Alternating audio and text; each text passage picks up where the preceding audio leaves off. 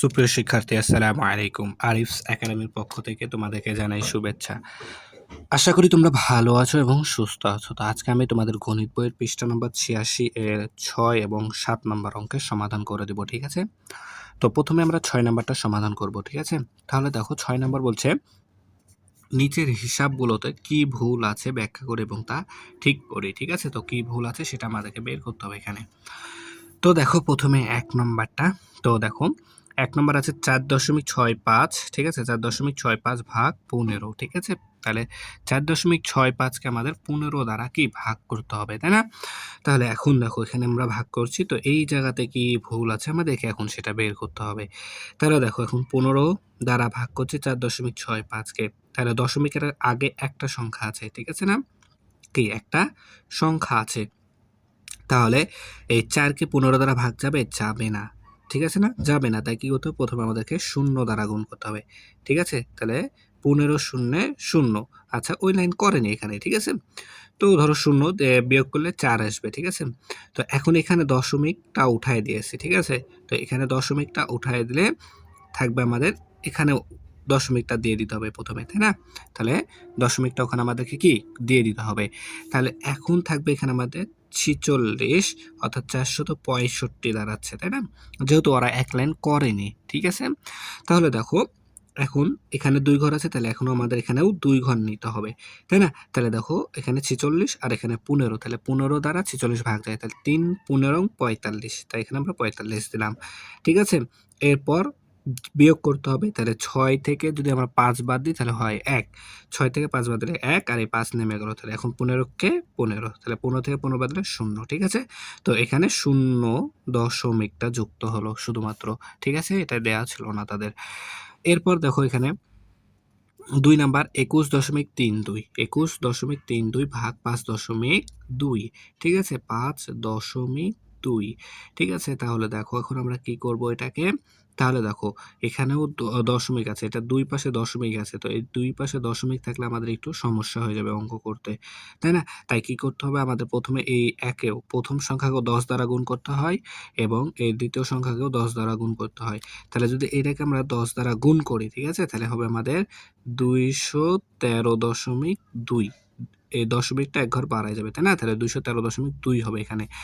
আচ্ছা, তারপরে ওই ৫.২ কে যদি আমরা ১০ দ্বারা গুণ করি তাহলে হবে আমাদের ৫২, ঠিক আছে? তাহলে এখানে আমরা দশমিকটা উঠাই দিলাম, ঠিক আছে না? তাহলে এখানে এই দশমিকটা আমাদের এখানে চলে আসবে এখন, তাই না?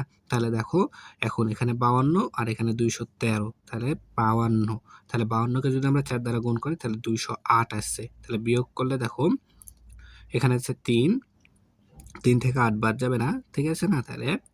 তাহলে এখানে দেখো ৮ আর ৫ এ ১৩, ৫ বসলো, হাতে ১ থাকবে, একটাই শূন্য দিয়ে দিলে শূন্য হয়ে যাবে ১, তাই না? তাহলে ১ থেকে বাদ দিলে ০, ২ থেকে ২ বাদ দিলে ০, দাম নাই। তাহলে এই ২ টাকে এখন নামায় দেবো। তার আগে ২ এর আগে কিন্তু আমাদের এখানে দশমিক আছে, তাই না? তাহলে এই দশমিকটা উঠাই আমাদের এখানে ৪ এর পরে দিয়ে দিতে হবে, ঠিক আছে না? তাহলে এই ২ নেমে গেল, তাহলে এখন ৫২, তাহলে ৫২ একে ৫২, তাহলে ০, ঠিক আছে?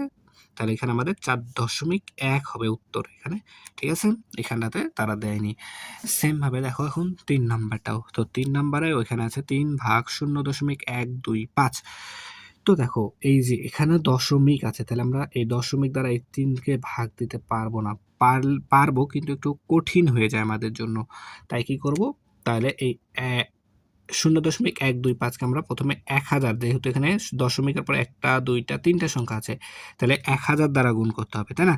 আর যদি ১০০০ দ্বারা গুণ করি তাহলে থাকবে আমাদের ১২৫, ঠিক আছে? তাহলে ১ এ যেহেতু ১০০০ দ্বারা গুণ করব, তাহলে এই ৩ কেও ১০০০ দ্বারা গুণ করতে হবে। তাহলে ৩ কেও যদি ১০০০ দ্বারা গুণ করি তাহলে ৩ ১০০০, ৩ ১০০০ এ ৩০০০। তাহলে এখানে এই দশমিক এগুলো উঠে গেল, ঠিক আছে? এই দশমিক এগুলো উঠে গেল। তাহলে এখানে আসবে ৩০০০, ঠিক আছে? ৩০০০। তাহলে এগুলা বাদ, ঠিক আছে? ০ এর এখানে কোনো কাজ নাই এখন। তারপরে দেখো তাহলে এখন আমাদের ১২৫, তাহলে এখানে ৩টা সংখ্যা আছে, তাহলে এই পাশেও ৩টা সংখ্যা নিতে হবে। তাহলে ১২৫ দিয়ে এখন ৩০০, তাহলে ১২৫ দুগুণ 250, 125 দুগুণ 250, তার মানে দেখো এখানে 0.0 কোনো কাজ নাই, এগুলানো কি এক্সট্রা দেওয়া আছে, তাহলে ভুল দেওয়া আছে এখানে, ঠিক আছে। তাহলে আমাদের 2, তাহলে 125 2 এ 150, 250, ঠিক আছে। তাহলে এখন যদি বের করি, 0 থেকে 0 বাদলে 0, 10 থেকে 5 বাদলে 5, হাতে থাকে 1, 1 দিয়ে দিলাম 2 কে, 2 হলো 3, 3 থেকে 3 বাদলে 0 দাম নাই, তাহলে এখান থেকে হলো 50, আর এই শূন্যটাকে এখন নামাই দিলাম, তাহলে 100, 104, 125 4 এ 500, তাহলে এখন 500 দা 500 বাদে 0, তাহলে এখানে শুধুমাত্র উত্তর আমাদের 24, ঠিক আছে, শুধুমাত্র 24, ঠিক আছে। 0.024 কিন্তু আমাদের উত্তর নয়, আমাদের উত্তর শুধুমাত্র 25, ঠিক আছে। তাহলে আশা করি তোমরা এগুলো বুঝতে পারলে। এখন এখন দেখো, এখন আমরা 7 নম্বর অঙ্কটা সমাধান করব, ঠিক আছে।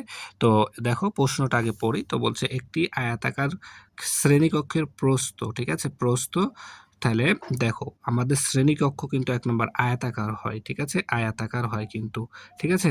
তো আয়তাকার শ্রেণীকক্ষের এখানে আমাদের দেওয়া আছে কি প্রস্থ দেওয়া আছে, ঠিক আছে, প্রস্থ দেওয়া আছে 7.5 মিটার, 7.5 মিটার, 7.5 মিটার দেওয়া আছে, এবং ক্ষেত্রফল দেওয়া আছে, দেখো ক্ষেত্রফল দেওয়া আছে আমাদের কত, 78.75 বর্গ মিটার, 78.75 বর্গ মিটার, ঠিক আছে। তাহলে এখন ক নম্বর প্রশ্ন বলছে যে কি শ্রেণীকক্ষটির দৈর্ঘ্য কত, ঠিক আছে। তাহলে এখানে আমাদের প্রস্থ দেওয়া আছে আর দেওয়া আছে কি ক্ষেত্রফল, এখন আমাদের বলেছে শ্রেণীকক্ষটির দৈর্ঘ্য কত, ঠিক আছে। তো এটা এখন আমরা বের করব। আমি এখানে তুলে নিলাম আয়তাকার শ্রেণীকক্ষের প্রস্থ দেওয়া ছিল 7.5 মিটার এবং ক্ষেত্রফল দেওয়া ছিল 78.75 বর্গ মিটার, ঠিক আছে। তো এটা আমি তুলে নিলাম।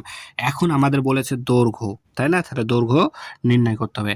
আচ্ছা ভাইয়া, এখানে আমরা কিন্তু যে আয়তাকার শ্রেণীকক্ষের ক্ষেত্রফল নির্ণয়ের সূত্র কিন্তু আমি আশা করি তোমরা সকলেই জানো, ক্ষেত্রফল সমান সমান কি দৈর্ঘ্য গুণ প্রস্থ, ঠিক আছে, দৈর্ঘ্য গুণ প্রস্থ, এটা কিন্তু আমাদের সূত্র।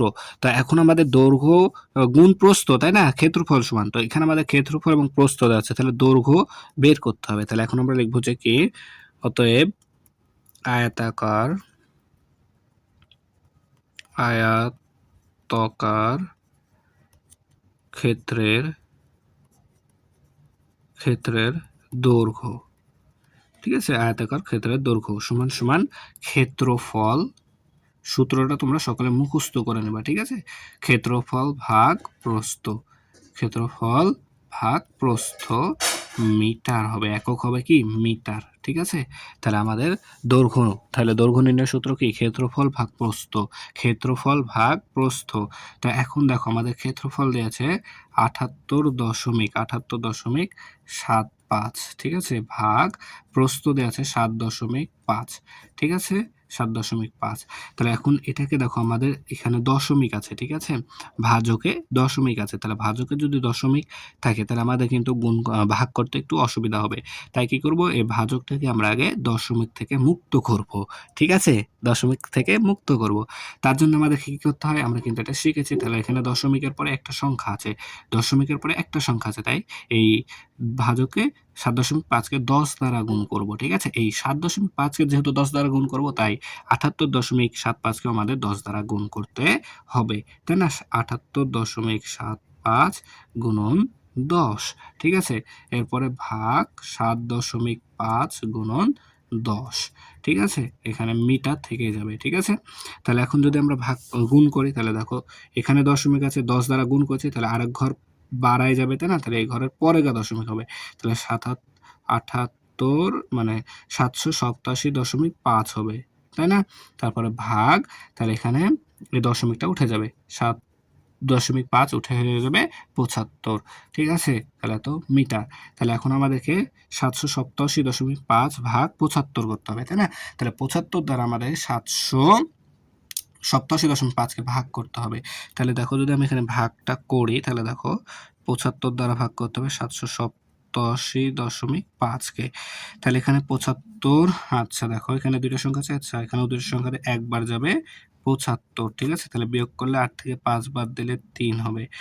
আর এই 7 টাকে নামায় দেবো, তাই না? তাহলে এখানে দশমিক কিন্তু আছে আমাদের, ঠিক আছে? তাহলে এখন দেখো 75 দ্বারা কি 37 কে ভাগ করা যায়? 75 দ্বারা 37 কে ভাগ দ্বারা যায় না। তাই কি করব? প্রথমে 0 দ্বারা গুণ করে দেবো। তাহলে 75 শূন্যে 0 বিয়োগ করলে 37ই থাকবে।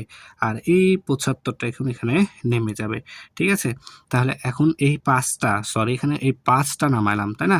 কিন্তু দেখো 5 এর আগে কিন্তু দশমিক আছে। তাহলে এই দশমিকটা আমাদের এখানে দিয়ে নিতে হবে, ঠিক আছে না? দশমিকের আগে কি 5 এর আগে দশমিক আছে, তাহলে দশমিকটা ওখানে আমাদের দিয়ে দিতে হবে।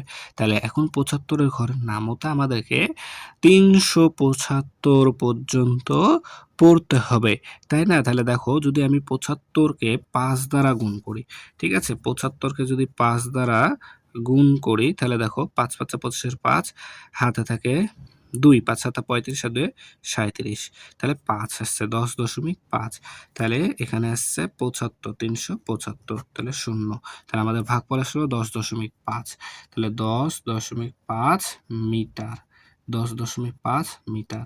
তাহলে আয়তাকার ক্ষেত্রের দৈর্ঘ্য পেলাম আমরা কি 10.5 মিটার। এটাই হচ্ছে উত্তর, ঠিক আছে? এবার আমরা খ নাম্বারটা সমাধান করি, চলো। খ নাম্বার দেখো, খ নাম্বার বলছে কি যে শ্রেণীকক্ষটির প্রস্থ 2 মিটার বাড়ালে, ঠিক আছে? তাহলে শ্রেণীকক্ষটির প্রস্থ যদি আমরা 2 মিটার বাড়ায় দিই তাহলে ক্ষেত্রফল কত হবে, ঠিক আছে? তাহলে এখানে প্রস্থ আমাদের দেখো দেওয়া আছে 7.5 মিটার, ঠিক আছে? তাহলে প্রস্থ দেওয়া আছে 7.5 মিটার, তাহলে এই প্রস্থকে যদি আমরা আরো 2 মিটার বাড়ায় দিই, ঠিক আছে? তাহলে ক্ষেত্রফল কত হবে?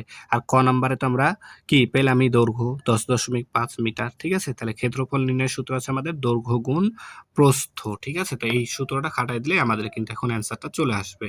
এখানে আমরা লিখে নিলাম, ঠিক আছে? আমি যে ক হতে পেয়েছি শ্রেণীকক্ষের দৈর্ঘ্য 10.5 মিটার, আর শ্রেণীকক্ষের প্রস্থ তো আমাদের প্রশ্ন দেওয়াই আছে 7.5 মিটার। এখন আমাদের প্রশ্নে আরেকটা কথা ছিল যে 2 মিটার যদি এখন আমরা প্রস্থটা বাড়াইয়ে দিই তাহলে তাহলে আমরা 2 মিটারটা বাড়ায় নিই। দেখো প্রস্থ 2 মিটার, 2 মিটার বাড়ালে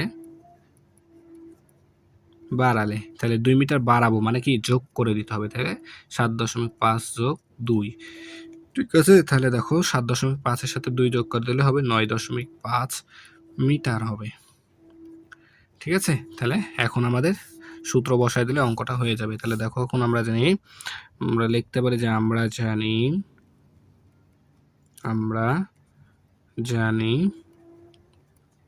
আমরা জানি কি আয়তাকার ক্ষেত্রের ক্ষেত্রফল, আয়তাকার ক্ষেত্রের ক্ষেত্রফল সমান সমান দৈর্ঘ্য গুণ প্রস্থ, দৈর্ঘ্য গুণন প্রস্থ, ঠিক আছে? আর একক হবে বর্গ মিটার, ঠিক আছে? একক হবে বর্গ মিটার। তাহলে দৈর্ঘ্য, তাহলে আমাদের দৈর্ঘ্য আছে কত? এই যে 10.5, 10.5 গুণন প্রস্থ আছে আমাদের 9.5, তাহলে বর্গ মিটার। তাহলে এখন এটা যদি আমরা গুণ করে দিই তাহলে কিন্তু আমাদের উত্তরটা চলে আসবে। তাহলে এখানে দেখো আমি গুণ করছি 10.5 আর এখানে আছে 9.5, ঠিক আছে? তাহলে গুণ করি, দেখো 5 5 25 এর 5 হাতে থাকে 2, 5 শূন্য 0 আর 2 বসে গেল, 5 একে 5, তাহলে এখনকার কাজ শেষ, এখানে একটা শূন্য, 5 নং 45 এর 5 হাতে থাকে 4, 9 0 0 4 বসে গেল, 9 একে 9, ঠিক আছে? তাহলে এখন আমাদেরকে যোগ করতে হবে, তাই না? তাহলে দেখো যোগ করি, 5 আর 0 যোগ করলে 5, 5 আর 2 7, 5 আর 4 9 আর এই 9 বসে গেল। তাহলে এখন আমাদেরকে দশমিকটা বসাতে হবে। তো দেখো এখানে একটার পর দশমিক, এখানে একটার পর দশমিক, অর্থাৎ মোটে 2টার পর দশমিক বসবে, তাই না? এটা কিন্তু আমরা শিখেছিলাম কিন্তু। তাহলে এখানে একটার পর দশমিক, এখানে একটার পর দশমিক, তাহলে একটা আর একটা 2টার পর দশমিক বসবে, তাহলে একটা 2টার পর এখানে দশমিক বসলো। তাহলে 99.75, 99.75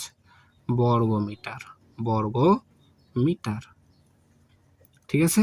তাহলে এটা হচ্ছে আমাদের উত্তর, 99.75 বর্গ মিটার, ঠিক আছে? তাহলে আশা করি তোমরা অঙ্কগুলো বুঝতে পেরেছো, ঠিক আছে? তাহলে আজকে এই পর্যন্তই। ভিডিওটি ভালো লাগলে অবশ্যই লাইক, কমেন্ট, শেয়ার করতে ভুলবে না এবং পরবর্তী ভিডিও সবার আগে পেতে আমাদের চ্যানেলটি সাবস্ক্রাইব করে রাখো। আল্লাহ হাফেজ, আসসালামু আলাইকুম ওয়া রাহমাতুল্লাহ।